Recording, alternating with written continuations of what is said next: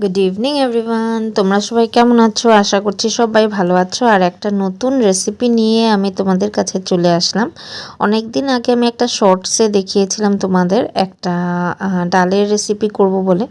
তো সেই ডালটা হলো জলপাই দিয়ে মূলা দিয়ে।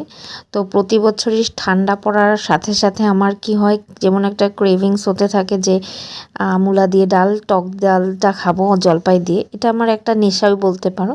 তো সেদিনও এরকমই হয়েছিল, নিজে বাজারে গিয়ে জলপাই তারপর মূলা এগুলি কিনে নিয়ে এসে আমি ডালটা বানাচ্ছিলাম। এখানে দেখো ডালটাকে আমি প্রথমে হাফ বয়েল করে নিয়েছিলাম, তারপরে কাটা মূলোগুলো দিয়ে দিচ্ছি।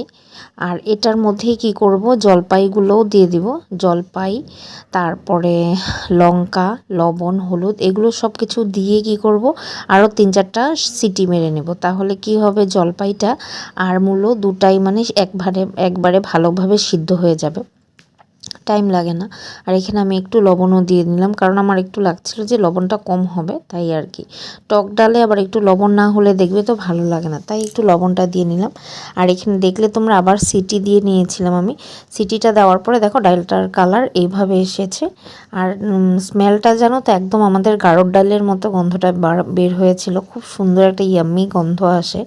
আর এখানে আমি সোমবারে দিয়ে নিচ্ছিলাম হলো শুকনা লঙ্কা ফোড়ন আর কালো জিরা ফোড়ন।